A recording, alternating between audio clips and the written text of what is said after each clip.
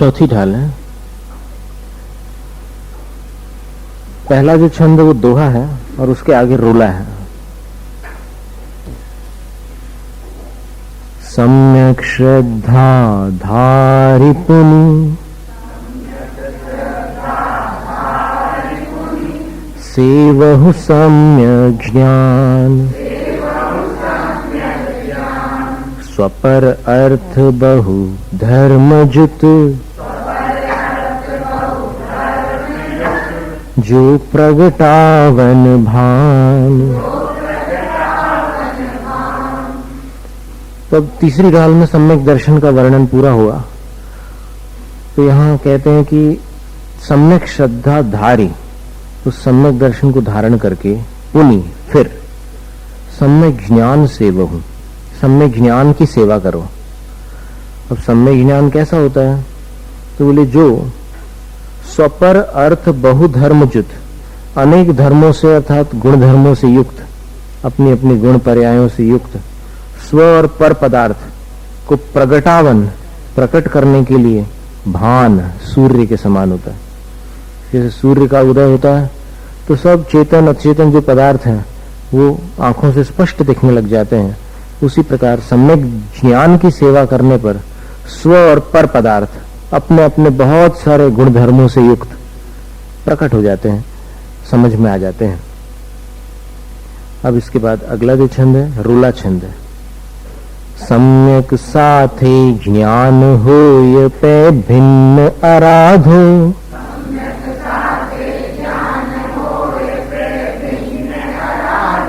लक्षण श्रद्धा जान दुहु में भेद अबाधो।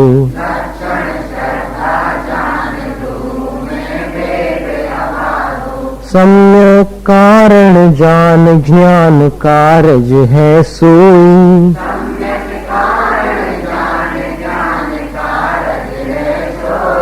युगपत होते हूँ प्रकाश दीपक ते होई।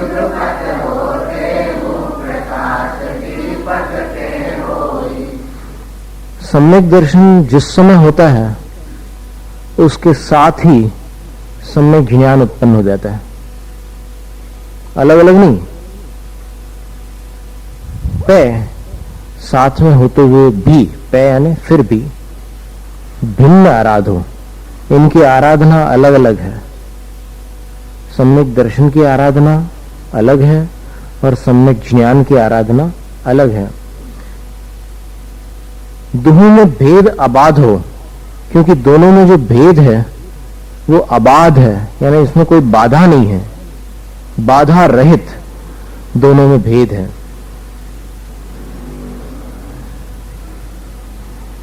क्योंकि एक का लक्षण है श्रद्धा और दूसरा का लक्षण है ज्ञानी, ज्ञानी यानी जानना। मिल गया? दूसरी पंक्ति में लिखा सम्यक दर्शन का लक्षण क्या हुआ? श्रद्धा, और ज्ञान का लक्षण क्या हुआ? जानना। तो इस तरह दोनों में भेद अबाधित है, यानी स्पष्ट है। फिर इसके आगे और भी भेद बतला रहे हैं। सम्यक दर्शन और सम्यक ज्ञान में और कौन सा भेद है? तो बोले कि सम्यक कारण जान, सम्यक को सम्यक ज्ञान का कारण जानो, यानी सम्यक दर्शन होगा तो उसके कारण ही सम्यक ज्ञान होगा। और ज्ञान कारज है, ज्ञान जो है सोई वही ज्ञान, सम्यक ज्ञान सम्यक दर्शन का कारण कार्य है। सम्यक दर्शन कारण है और ज्ञान कार्य है।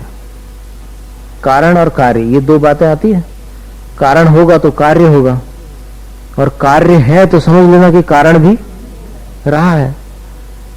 लेकिन इसमें विशेषता यह है कि युगपत होते, ये दोनों साथ में रहते हैं।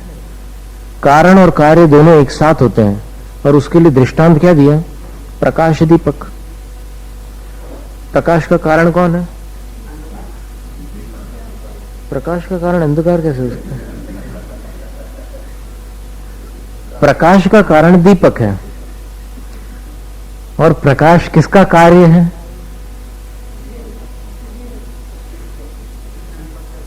दीपक का कार्य है, और प्रकाश का कारण दीपक है। तो कारण और कार्य समझ में आ गया ना। तो दोनों साथ में रह सकते हैं, कारण और कार्य।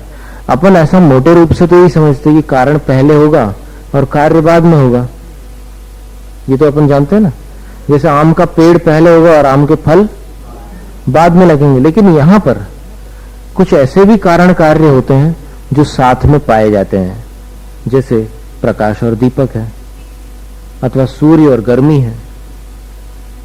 अब सूर्य और गर्मी दोनों साथ में है, इसी प्रकार प्रकाश और दीपक दोनों साथ में है, लेकिन उनमें भी कारण कार्य भाव होता है।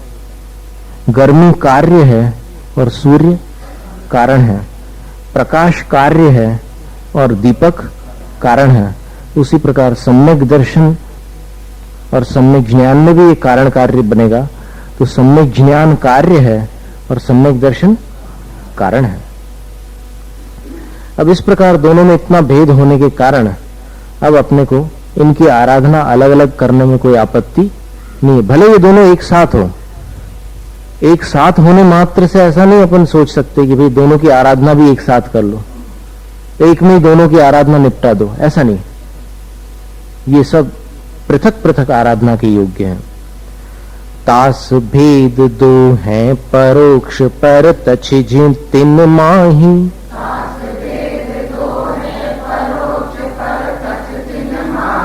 मति श्रुत दोय परोक्ष अक्ष मन तय उपजाही।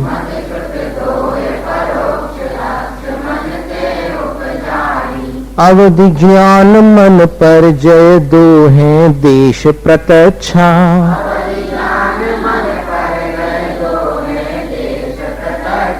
द्रव्य क्षेत्र परिमाण लिए जाने जिय स्वच्छा।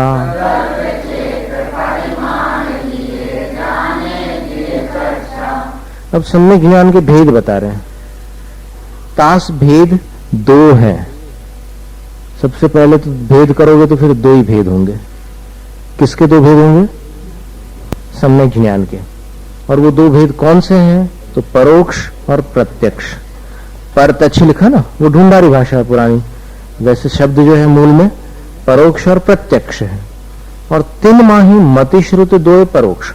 अब उनमें परोक्ष और प्रत्यक्ष जो दो भेद किए ना, उन दो भेदों में मति और श्रुत ये दो जो है परोक्ष है। परोक्ष क्यों है? तो अक्ष मन तय उपजाही, क्योंकि इंद्रिय और मन के सहारे से उत्पन्न होते हैं, उपजते हैं। और प्रत्यक्ष किसको कहते हैं? जो आत्मा से उत्पन्न होता है। और ये जो है किसी दूसरे के आलंबन से उत्पन्न होते हैं, इसलिए किसी के सहारे से उत्पन्न होने के कारण इनको परोक्ष कहा है। और जो बिना किसी के सहारे उत्पन्न हो जाए वो प्रत्यक्ष है। तो मति और श्रुत ज्ञान परोक्ष है। आद्य परोक्षम तत्वार्थ सूत्र में आता है। और अवधि मन परे और केवल ज्ञान ये प्रत्यक्ष ज्ञान है। अब प्रत्यक्ष के दो भेद कर रहे हैं, देश प्रत्यक्ष और सकल प्रत्यक्ष। तो देश प्रत्यक्ष दो हैं, अवधि ज्ञान और मन परे ज्ञान, ये दो हैं। देश प्रत्यक्षा, ये प्रत्यक्षा कौन सी भाषा है? वही ढूंढारी भाषा। क्योंकि ये द्रव्य और क्षेत्र का परिमाण लेकर, परिमाण यानी सीमा, एक माप। और केवल ज्ञान जो होता है वो प्रत्यक्ष तो है लेकिन सीमा नहीं है, उसमें असीम है। इसलिए ये जो दो ज्ञान है सीमित होने के कारण देश प्रत्यक्ष। देश का अर्थ क्या होता है? अपूर्ण। देश शब्द देश व्रत, देश संयम, यानी सकल संयम जो नहीं है उसको देश संयम कहा। इसी प्रकार सकल प्रत्यक्ष जो नहीं है वो देश प्रत्यक्ष है। देश का अर्थ होता है अपूर्ण। तो द्रव्य और क्षेत्र का परिमाण लिए जीव माने जीव इन दो ज्ञानों के द्वारा स्वच्छा जाने, स्वच्छ रूप से जान लेता है, स्पष्ट जानता है। स्पष्ट जानता है इसलिए प्रत्यक्ष, लेकिन अपूर्ण जानता है इसलिए देश प्रत्यक्ष। सकल द्रव्य के गुण अनंत पर जाय अनंता,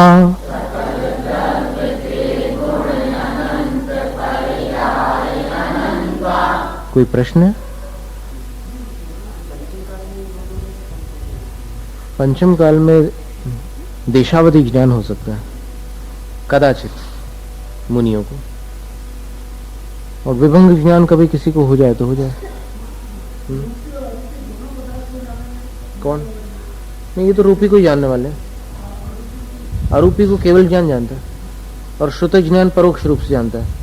बाकी कोई ज्ञान अरूपी को ग्रहण नहीं करते। सकल द्रव्य के गुण अनंत पर जाय अनंता,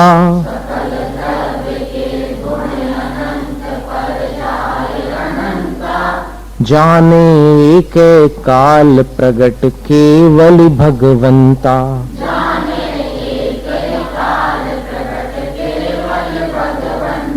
ज्ञान समान न आन जगत में सुख को कारण,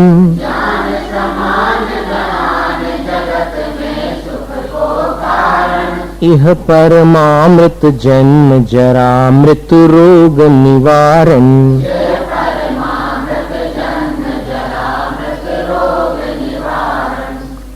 सकल द्रव्य के गुण अनंत है, पर्याय अनंत, और पर्याय भी अनंत है। पर्याय तो तीनों काल से संबंध रखने वाली है। भूतकाल की पर्याय, वर्तमान की और अनागत भविष्यत की पर्याय अनंत है।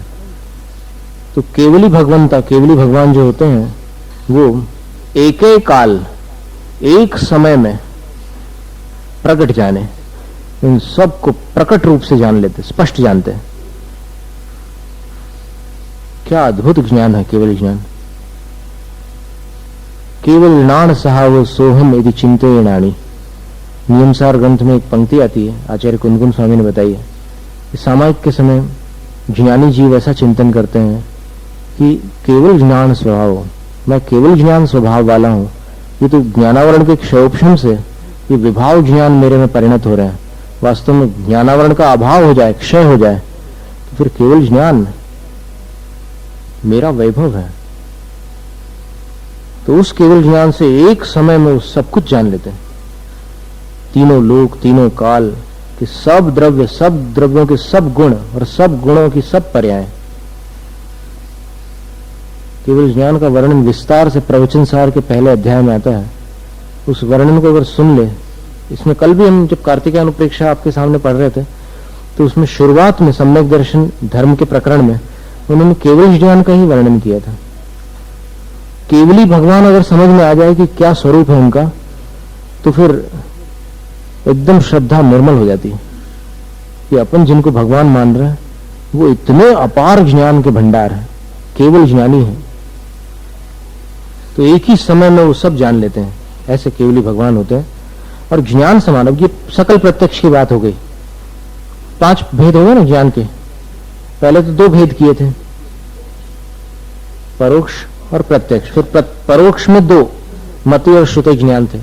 प्रत्यक्ष में 2 भेद किए, देश प्रत्यक्ष और सकल प्रत्यक्ष। देश प्रत्यक्ष में अवधि ज्ञान, मना परे ज्ञान लिया, और सकल प्रत्यक्ष में केवल ज्ञान लिया। ये ज्ञान के सारे भेद हो गए। और फिर इसके आगे दौलत राम जी बहुत सुंदर बात कह रहे हैं कि जगत में ज्ञान समान, इस संसार में, इस जगत में, इस लोक में, इस विश्व में ज्ञान के समान सुख को कारण, सुख का कारण आन न, अन्य नहीं है। आन का अर्थ क्या है? अन्य। अब आन शब्द एक और जगह आता है, आपको याद हो यदि। आन शब्द, इसमें आप जो विनती भक्ति पढ़ते हैं ना भगवान के सामने, तुम ना पिछानो आन मानो। आन मानो का मतलब आप तो कभी अन्य, अन्य को माना मैंने। आन शब्द का अर्थ अन्य। तो ज्ञान के समान जगत में और कोई सुख का कारण नहीं है। यह परमामृत, वास्तव में देवलोग जो अमृत पीते हैं वो तो साधारण अमृत है, लेकिन ये जो जिनवाणी का ज्ञान है वो परम अमृत है, श्रेष्ठ अमृत है, उत्कृष्ट अमृत है। क्यों? क्योंकि साधारण अमृत पीने से तो क्षुधा का निवारण होता है, लेकिन इस अमृत को पीने से जन्म जरा मृत्यु रोग निवारण, जन्म जरा और मृत्यु रूपी रोगों का निवारण हो जाता है।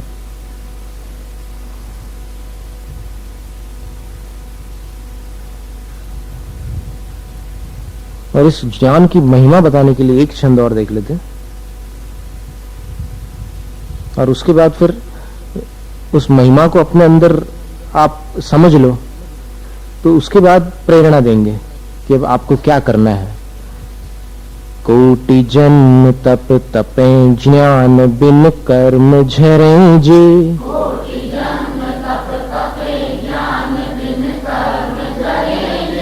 ज्ञानी के छिन माहि त्रिगुप्ति ते सहज टरे ते,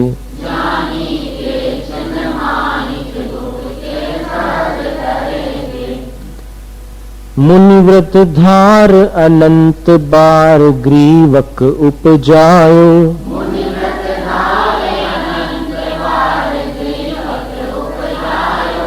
पै निज आत्म ज्ञान बिना सुख लेश न पायो।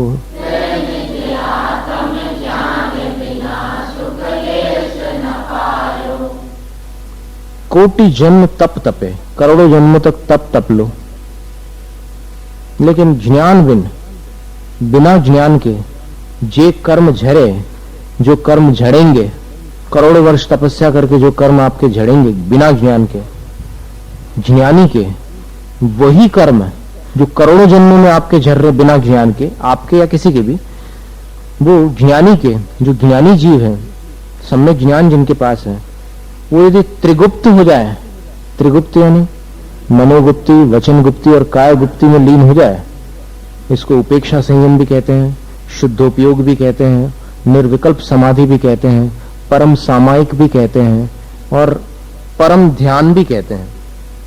तो अगर कोई ज्ञानी जीव उस ध्यान में लीन हो जाए, अब वो कौन से ज्ञानी जीव होंगे? उस परम सामायिक में निर्विकल्प समाधि में लीन होने वाले ज्ञानी जीव शुद्धोपयोगी मुनिराज होते हैं। तो वो ज्ञान वाले मुनि जब ध्यान में लीन हो जाते हैं, तब क्षण में सहज डरे, एक क्षण मात्र में वो करोड़ों जन्मों में कटने वाले पाप मुनि महाराज उस ध्यान में लीन होकर के नष्ट कर डालते हैं। और कैसे नष्ट करते हैं?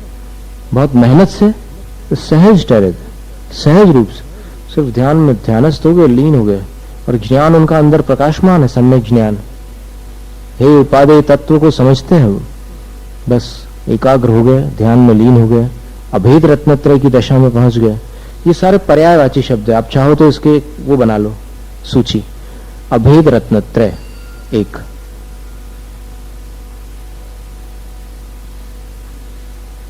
फिर दूसरा शब्द है निर्विकल्प समाधि।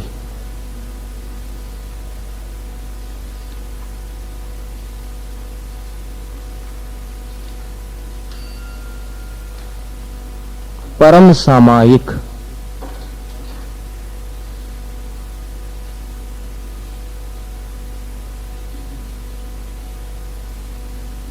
शुद्धोपयोग,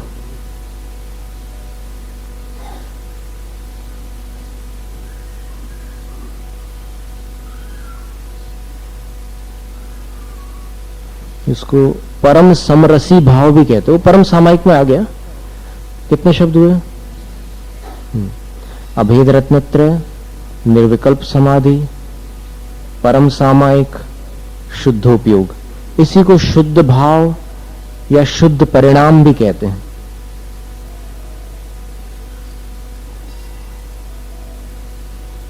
इसी को वीतराग भाव भी कहते हैं।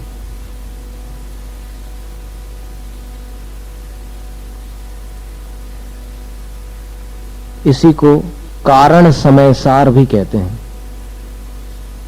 कार्य समय सार तो केवल ज्ञान आदि अनंत चतुष्टय है, और कारण समय सार यही अभेद रत्नत्रय है। इसी को परम उपेक्षा संयम भी कहते हैं।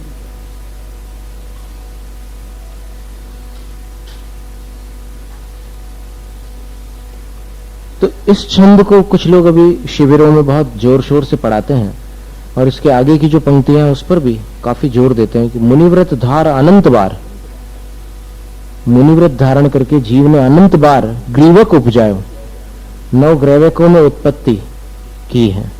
इन 9 ग्रैवकों में मुनिव्रत धारण करके जीव अनंत बार उत्पन्न हो चुका है, लेकिन निज आत्म ज्ञान बिना, अपने आत्मा के ज्ञान बिना सुख लेश न पायो, सुख का अंश मात्र भी उसको प्राप्त नहीं हो सका। माने मुनि अवस्था में जिन कर्मों का क्षय करके आत्मिक सुख प्राप्त करना चाहिए था, वो प्राप्त न हो करके ग्रेवेक तक के अहमिंद्र पद की प्राप्ति हुई, पर वो आत्मा का सुख नहीं मिल सका। अब इसका तात्पर्य ये नहीं है कि मुनिव्रत धारण करना व्यर्थ है। मुनिव्रत धारण करके आत्मज्ञान पूर्वक 3 गुप्तियों में लीन होना सुख का उपाय है। देखो, अभी ज्ञान की बात चल रही है और ज्ञान की बात करते करते अपन कहीं अज्ञान में भटक जाए तो। अब इसमें एक बात विचारने की है कि जब जीव ने अनंत बार मुनिव्रत धारण करके ग्रैवेक तक गमन किया, तो फिर श्रावक व्रत कितनी बार धारण किया होगा? जब मुनिव्रत अनंत बार धारण कर लिया, तो फिर श्रावक व्रत उससे कम हो सकता है क्या? और बिना व्रतों के कितनी बार रहा होगा, ये और हिसाब लगाओ। जब मुनि व्रत अनंत बार हुए, तो श्रावक व्रत तो और अधिक बार धारण किए होंगे, और व्रत न धारण करने वाली अवस्था का तो कोई हिसाब ही नहीं है। तो इसलिए अपनी वर्तमान अव्रत अवस्था का समर्थन पाने के लिए इसका इस्तेमाल नहीं करना कि हम अभी इस अव्रत अवस्था में आत्मज्ञान प्राप्त कर लेंगे तो हमारा कल्याण हो जाएगा। ऐसा इसका अभिप्राय नहीं है। आत्मज्ञान प्राप्त तो करना ही चाहिए, इसका निषेध कदापि नहीं है, लेकिन कल्याण कब होगा इस पर ध्यान देने की बात है कि ज्ञानी के छिन्न माही त्रिगुप्तते। अब इसमें क्या है कि करोड़ों जन्मों में तप तपने पर भी जो कर्म नष्ट नहीं होते, अथवा जो कर्म नष्ट होते हैं, उतने कर्मों का नाश ज्ञानी जीव एक क्षण में कर डालता है। ये लिखा है ना? नहीं, ये नहीं लिखा है। फिर से बताओ क्या लिखा है? वो अभी पहली 2 पंक्तियों की चर्चा चल रही है। ये जो त्रिगुप्त शब्द है ना, इस शब्द का वजन कम मत करना। जो उस पंक्ति का सबसे वजनदार शब्द है। और त्रिगुप्त कौन होता है ये और देख लेना, नहीं तो आप ये कहने लग जाओ कि करोड़ों उद्भवों में जो तुम लोग मुनि बनते रहते हो, उसमें जितने कर्म नष्ट होते हैं वो तो हम घर बैठ करके 3 गुप्तियों से नष्ट कर डालते हैं। 3 गुप्तियों में मनोगुप्ति तब तक संभव नहीं है जब तक परिग्रहों का त्याग न हो जाए। वचन गुप्ति तो ठीक है, आप मौन रह जाओगे थोड़ी देर के लिए, और मौन रह करके अंदर ही अंदर कोई सूत्र या फिर कोई पाठ कर लो तो वो बात अलग है, वो शुभ भाव में चला जाएगा। लेकिन यहां तो 3 गुप्ति से जिसकी बात की जा रही है, ये वास्तव में प्रवचन सार की 237वीं गाथा का अर्थ है। जम्मण्णाणि कम्मम खवेदि भव सय सहस्र कोडि तम नाणीति गुत्तो। शब्दों पर ध्यान दीजिए आप। ऐसा मत सोचो कि प्राकृत का अर्थ बता देंगे महाराज तो फिर समझ में आ जाएगा। अभी गाथा को ही समझ लो आप। जम अन्नाणि कम्मम खवेदि भव सय सहस्र कोडि तम नाणीति गुत्तो खवेदि उच्छ्वासमित्तेन। यहां छिन्न माही लिखा, वहां पर उच्छ्वास मात्र लिखा है। एक सांस में ज्ञानी मुनि 3 गुप्तियों के द्वारा उन सब कर्मों का नाश कर डालते हैं जिन कर्मों का नाश भव सय सहस्र कोडि ही अन्नाणी कुणदी। 100 सहस्र कोटि का अर्थ लाखों करोड़ों भवों में जो अज्ञानी जीव कर्मों का नाश करता है तप कर करके, वो कर्म ज्ञानी मुनि क्षण मात्र में अथवा एक उच्छ्वास मात्र में 3 गुप्तियों में लीन हो जाए, शुद्धोपयोग में चले जाए, नष्ट कर डालते हैं। सारांश ये है कि शुद्धोपयोग से कर्म नष्ट होते हैं, सिर्फ जानकारी मात्र से नष्ट नहीं होते। समय सार ने भी यही बात कही कि तू किसको मुक्ति दिलाना चाहता है और किससे मुक्ति दिलाना चाहता है। ये जब तक तुझे पता नहीं है तो फिर मुक्ति खाक प्राप्त होगी, कैसे प्राप्त होगी?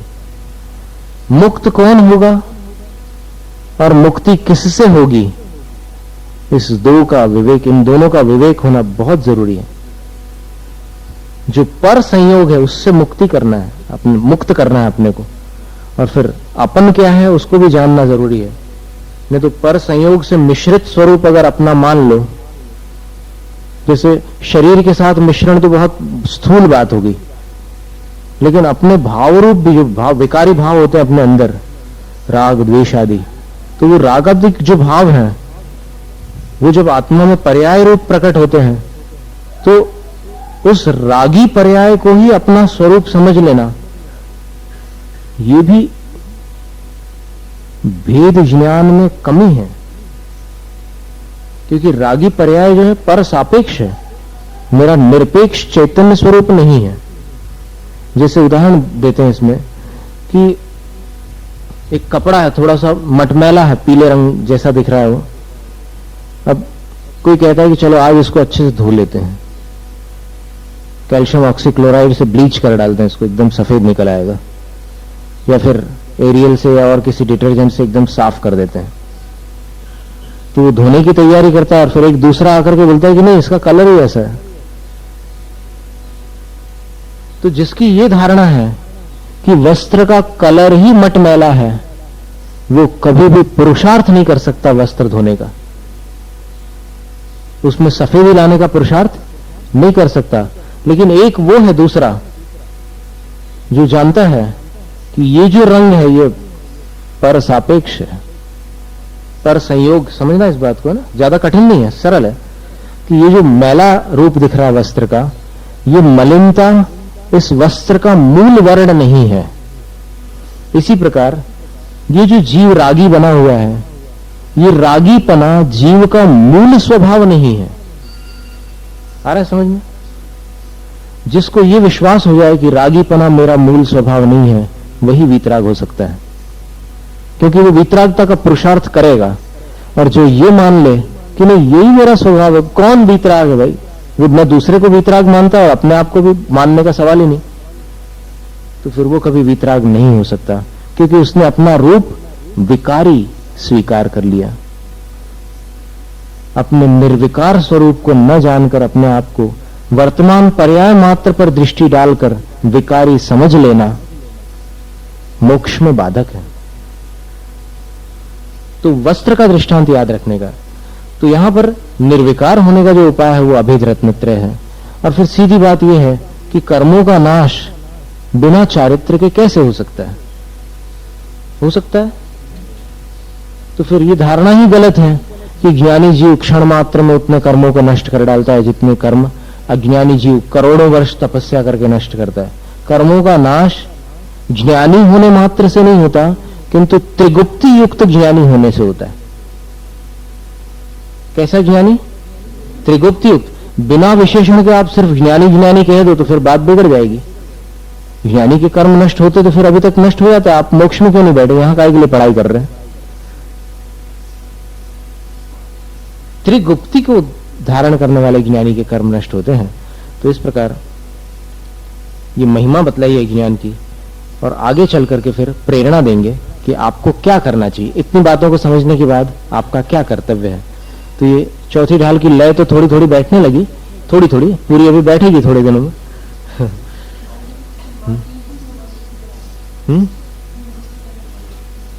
मनोगुप्ति, वचन गुप्ति और काय गुप्ति।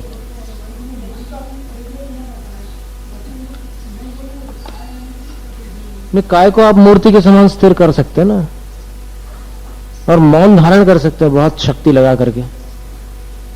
लेकिन मनोगुप्ति में मन को शून्य बनाना, परिग्रह छोड़े बिना मन कभी शून्य नहीं बनता है। इसलिए मनोगुप्ति, देखो व्रतों में देखो कुछ बातें हैं ऐसी गाथा में आती है कि कौन सी चीजें कठिन होती हैं, कौन सी चीजें कठिन होती है आचरण में। तो बोले इंद्रियों में रसना इंद्रिय को वश में करना सबसे कठिन होता है। 5 इंद्रियों में से रसना इंद्रिय को वश में करना सबसे दुष्कर होता है। फिर 3 गुप्तियों में सबसे कठिन कौन सी गुप्ती है? मनोगुप्ती। यानी मन को शून्य करना ये सबसे कठिन काम है। और व्रतों में सबसे कठिन कौन सा व्रत है? तो ब्रह्मचर्य व्रत है। इस प्रकार एक गाथा में उल्लेख मिलता है। तो मन शून्य तभी हो सकता है जब परिग्रहों का त्याग होता है। परिग्रह होगा तो फिर थोड़ी देर बाद कुछ ना कुछ याद आएगा। जैसे आप ध्यान में बैठे, मन को एकदम शून्य किया, फिर हो सकता है आपके मन में आ जाए कि स्कूटर में चाबी तो नहीं रह गई। और बैठे बैठे आप कोहनी से ऐसे जेब चेक कर लोगे ऐसे।